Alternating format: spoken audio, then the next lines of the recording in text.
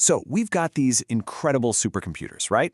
The kind that can model the entire planet. And yet, we still get blindsided by things like devastating floods. So what gives?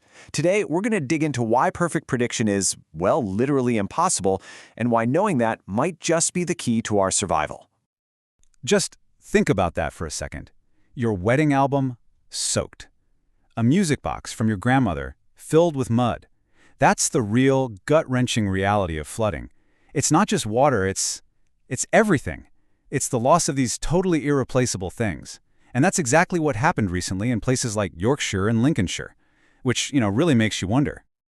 Yeah, with all the tech we have, how is it that we can't nail this down? I mean, we've got satellites, supercomputers. Why are we still getting it wrong?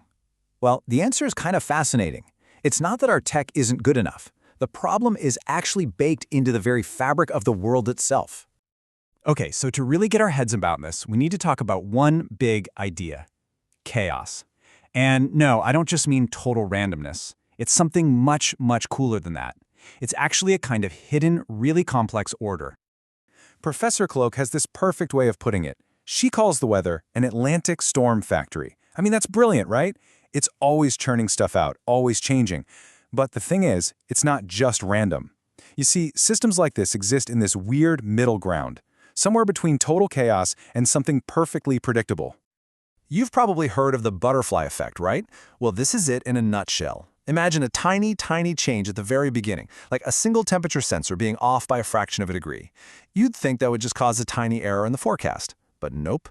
In a chaotic system, that teeny tiny error can snowball. It gets bigger and bigger over time until, boom, you have a completely different outcome. And that sensitivity is why trying to predict things like the weather or traffic or even the stock market long term is just so mind-bogglingly hard. And check this out. What you're looking at is a classic example of chaos called the Rossler system.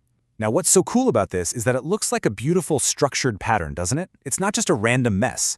The system is following very strict mathematical rules.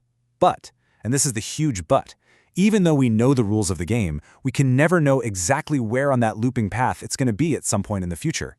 It has a beautiful shape, but that shape doesn't help us predict its exact location. Wild, right? All right, so if chaos is the problem, you might be thinking, can't we just throw more power at it?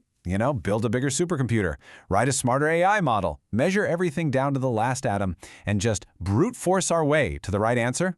Well, some really smart people have looked into that, and the answer they came back with was a big, fat nope.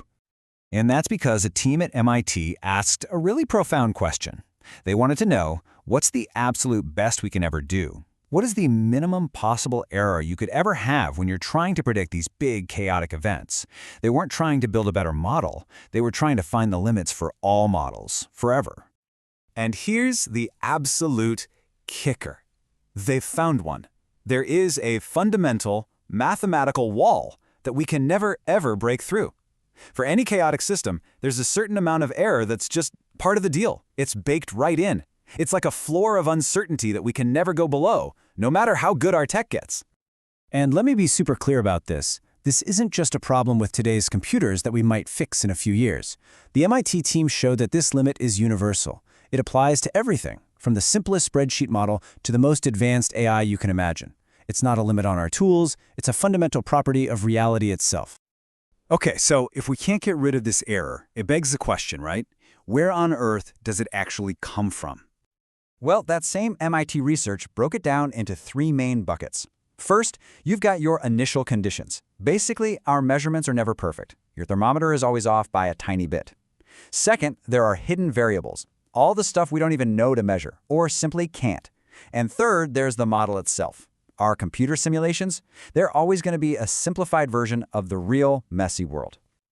In this next chart just shows how huge this problem is. So this is for that same Rossler system we saw earlier. See that tiny little purple sliver at the bottom? That's the error caused by having slightly fuzzy starting measurements. But that giant chunk of yellow? That's the error coming from all the stuff the model can't even see, those hidden variables. It's just massive in comparison. And that is such a massive takeaway here. It's all about the unknown unknowns.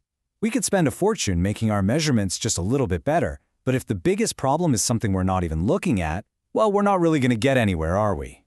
What we don't know is often a much bigger deal than how well we measure what we do know. Okay, so let's bring this all back. If perfect prediction is off the table, if it's fundamentally impossible, what do we do? When it comes to real-world threats like flooding, does that mean we just throw our hands up and say, oh well? No, absolutely not.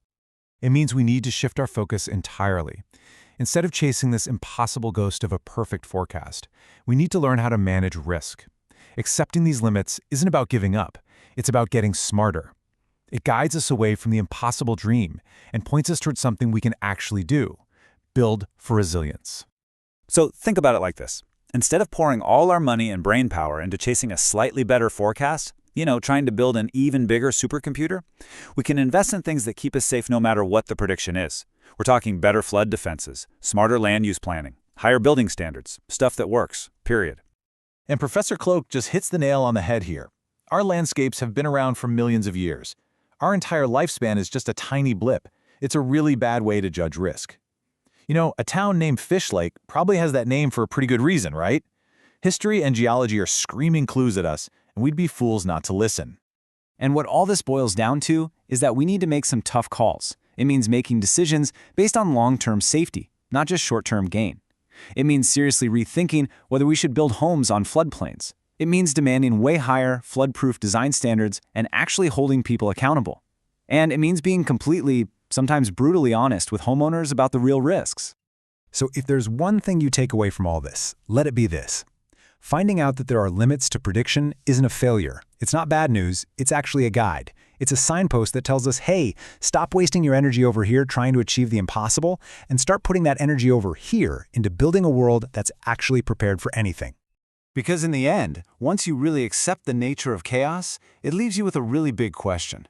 It forces you to look around, not just at tomorrow's weather forecast, but at the very foundations of your town, your city, and ask, if we can't predict everything, are we building our world in the right places?